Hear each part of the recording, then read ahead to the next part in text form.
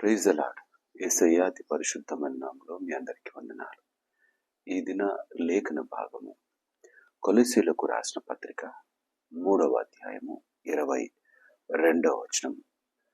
దాసులారా, మనుషులను సంతోషపెట్టు వారైనట్టు కంటికి కనబడవలని కాక, ప్రభువునకు భయపడుచు శుద్ధాంతకరణము గలవారై శరీరమును బట్టి మీ యజమానులైన వారికి అన్ని విషయంలో విధేయులై యుండుడి.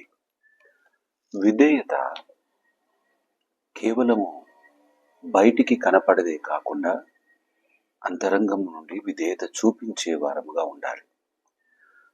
ఈ లోకంలో బ్రతుకును జీవించే ఈ జీవితాన్ని ఏ విధంగా నమ్మకంగా జీవించాలో కూడా లేఖనాలు మనకు చక్కగా సెలవిస్తున్నాయి. మనము పనిచేస్తున్న స్థితిలో యజమానికి నమ్మకంగా పనిచేసి పెట్టగలగాలి. దేవుడు మనకు ఎంతగానో మేళ్లతో ఆశీర్వాదాలతో నింపినాడు. ఆయన యందు సంతోషపడతామే. అట్టి విధంగానే యజమాన్ని సంతోషపెట్టే విధంగా మనము పనిచేస్తున్న ప్రాంతంలో కూడా నమ్మకంగా పనిచేసే వారంగా ఉండాలి. ఒక లేఖన బాగుంది, పనివాడు జీతమునకు పాత్రుడు. నువ్వు ఈ లోకంలో చేసే ప్రతి పనికి జీతం ఉన్నది. ఆ జీతము కొరకు చేస్తున్నప్పుడు మనము కపటమైన స్థితిలో పనిచేసి సంపాదించే ప్రతిది కూడా అన్యాయ సొమ్మే, దోపుడు సొమ్మే. కానీ నమ్మకత్వం కలిగి, అకౌంటబిలిటీ కలిగి మనం చేసే పనిలో మనకు దీవెన ఉంటుంది, ఆశీర్వాదం ఉంటుంది. దేవుడు మనకు ఇచ్చిన ఈ మంచి బ్రతుకును బట్టి, మనము మంచి ఆరోగ్యంగా ముందు కొనసాగుతున్న జీవితాన్ని బట్టి, మనం బయట పని చేస్తూ ఉన్నప్పుడు, మనము వ్యాపారం చేస్తూ ఉన్నప్పుడు, ఉద్యోగాలు చేస్తూ ఉన్నప్పుడు, చేస్తున్న ప్రాంతంలో మనము నమ్మకత్వం కలిగిన వారముగా ఉండాలి. ఆ విధంగా ఉంటే వచ్చే లాభం ఏంటో తెలుసా?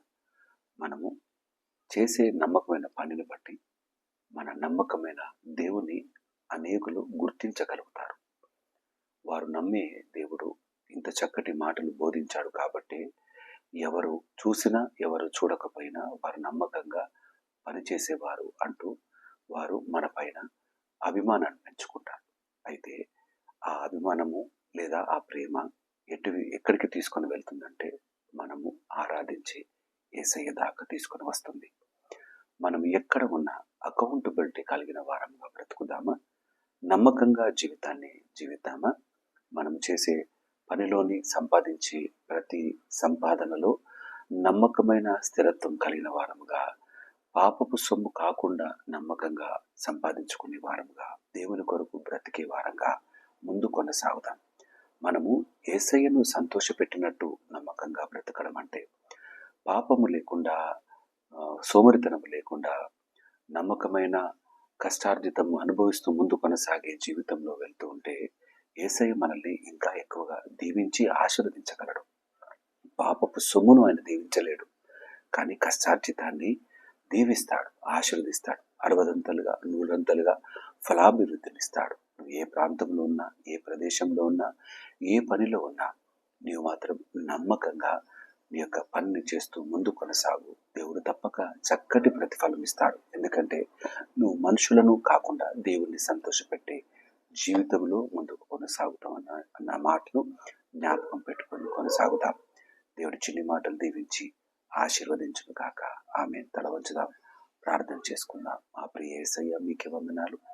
ఈ ఉదయకాల లేఖన భాగం కొరకే కృతజ్ఞతలు. అవునా తండ్రి, మేము ఎక్కడ పని చేసినా నాయన, మేము కేవలం మనుషులను పైన సంతోషపెట్టే వారంగా కాకుండా, అయ్యా, నిన్ను ధరించిన వారంగా నమ్మకమైన విశ్వాసంతో, నమ్మకమైన జీవితంతో, పవిత్రత కలిగి నా తండ్రి నాయన, మేము నిన్ను సేవిస్తున్న జీవితంలో నా తండ్రి, మా ఈ లోక ప్రయాణంలో చేస్తున్న పనిలో మేము నమ్మకంగా పని చేయుటకు సహాయం దయచేయండి. అయ్యా, మా యజమానులకు కావలసిన పనులను సక్రమంగా చేసి పెట్టుటకు సహాయం దయచేయండి. ఈ లోకంలో శారీరకంగా నతను ఉన్న ఈ యొక్క నా తండ్రి అధికారాన్ని బట్టి మేము ఇతరుల పట్ల మేము నా తండ్రి నమ్మకం కలిగి ఉండాలని లేఖనాలు సెలవిస్తున్నాయి. ఆత్మీయంగా అంతకన్నా మించిన నమ్మకత్వం మేము కలిగి బ్రతుకుటకు నాయన నీకు దాసులుగా, నీకు బిడ్డలుగా నమ్మకమైన జీవితం జీవిస్తూ నిన్ను సంతోషపెట్టే వారముగా బ్రతుకుటకు మాకు సహాయం దయచేయని ప్రార్థన చేస్తూ స్తుతులు చెల్లిస్తూ ఈ దినదేవన ఆశీర్వాదాలతో మమ్మల్ని నింపి నడిపించమని యేసయ్య నామములో ప్రార్థించి వేడుకుంటున్నాము నా తండ్రి. ఆమేన్. దేవుడు మిమ్మల్ని అందరిని దీవించి ఆశీర్వదించును గాక. ఆమేన్. అందరికీ ప్రైజ్ ది లార్డ్.